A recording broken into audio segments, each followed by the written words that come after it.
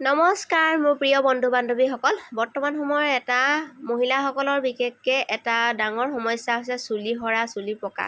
বয়স নহ'লেও আজিকালি সৰু কম বয়সৰ মানুহৰো চুলি পকিবলৈ লৈছে আৰু সৰিবলৈ লৈছে। তাৰ ওপৰতে মই আজি এটি ভিডিঅ' লৈ আহিছোঁ। ময়ো আচলতে এই সমস্যাত ভুগি আছিলোঁ। বহুখিনি ভিডিঅ' চালোঁ, তাৰপিছত আচলতে এইসমূহ বস্তু ব্যৱহাৰ কৰিলোঁ, মোৰ চুলিত ব্যৱহাৰ কৰি চালোঁ, তাৰপিছত সুফল পাইছোঁ। সেয়ে আজি আপোনালোকলৈ ভিডিঅ'টো কৰি আগবঢ়াইছোঁ। মই আজি লগাবলৈ লৈছোঁ। প্ৰথমতে মই কি দিছোঁ আপোনালোকে চাওক। এইখিনি দেখিছেনে জেতুকা এইখিনি লৈ লৈছোঁ। আপোনালোকৰ চুলিখিনিৰ অনুপাতে জেতুকাখিনি ল'ব। যিমানখিনি চুলি হয়, চুলি ডাঠ হ'লে অকণমান বেছিকৈ ল'ব লাগে আৰু কম হ'লে কমকৈ ল'লেও হয়। আৰু কি বস্তু ব্যৱহাৰ কৰিছোঁ আপোনালোকে চাই থাকিব, চাই থাকিলেহে আচলতে গম পাব। তাৰপিছতে লৈছোঁ এইখিনি মই নৰসিংহৰ পাত। প্ৰথমে ল'লোঁ জেতুকাৰ পাত, তাৰপিছত লৈছোঁ নৰসিংহৰ পাত। আৰু এইখিনি সপ্তাহত দুবাৰকৈ লগাব। মই সপ্তাহত দুবাৰকৈ লগাইছোঁ আৰু লগাই প্ৰথমবাৰতেই আচলতে এসপ্তাহত দুবাৰ লগাইছোঁ। লগাই মই সুফল পাইছোঁ। তাৰপিছত কি দিছোঁ দেখিছেনে? এইখিনি হৈছে তিলখিনিয়ে চুলিখিনি গজাত সহায় কৰিব।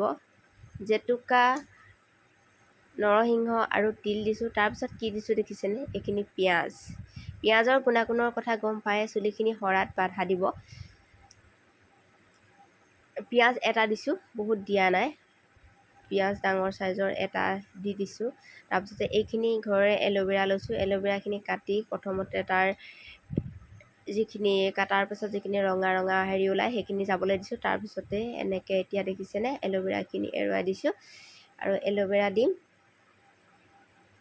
বহুত ধুনীয়া সুফল পাব আচলতে।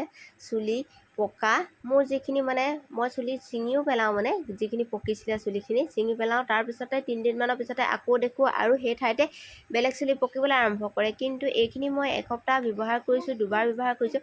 তাৰপিছৰ পৰা সুফল এইটোৱে পাইছোঁ যে যিখিনি চুলি ছিঙি পেলাইছিলোঁ, পকা চুলিখিনি ছিঙাৰ পিছত এইখিনি ব্যৱহাৰ কৰিছিলোঁ আৰু এতিয়া সেইখিনি মোৰ পকা চুলি নতুনকৈ হোৱা নাই।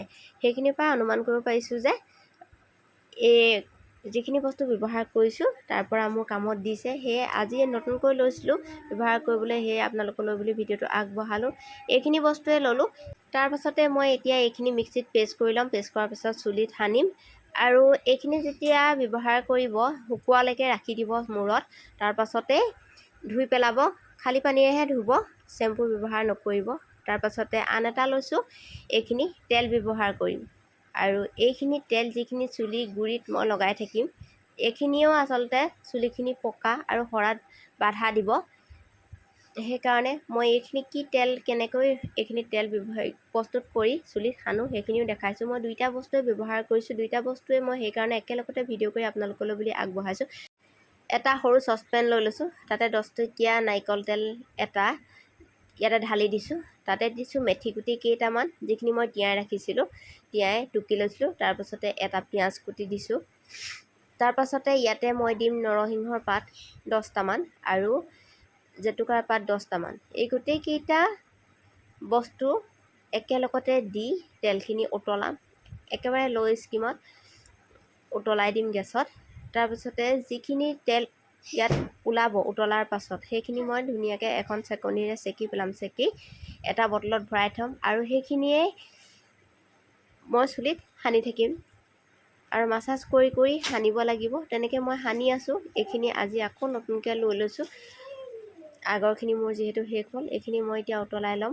এইখিনি ব্যৱহাৰ কৰি মই সঁচাকৈ ধুনীয়া এটা সুফল পাইছোঁ। পাই পিনি আজি আপোনালোকলৈ বুলি ভিডিঅ'টো কৰি আগবঢ়ালোঁ। ভাবিলোঁ আপোনালোকেও ব্যৱহাৰ কৰক। যিহেতু বৰ্তমান সময়ত এটা সমস্যাই হৈ পৰিছে চুলি সৰা আৰু চুলি পকা। বয়সৰ কথা নাই আচলতে। এইখিনিকে ব্যৱহাৰ কৰিব আৰু ৰাতি শোৱাৰ আগতে ল'ব। তাৰপাছতে ধুই পেলাব পিছদিনাখন। আৰু এইখিনি হৈছে পেষ্টখিনি প্ৰথমৰ যিটো মই আগবঢ়াইছিলোঁ, এইখিনি জেতুকাৰ পেষ্টখিনি এতিয়া মই মূৰত সানিবলৈ লৈছোঁ। তাৰপাছত দেখিলেনে মূৰত সানি মই এতিয়া এইখিনি থৈ দিম। 4-5 ঘণ্টাৰ কাৰণে এইখিনি মই মূৰত ৰাখিম। তাৰপাছত খালী পানীৰে ধুই পেলাম।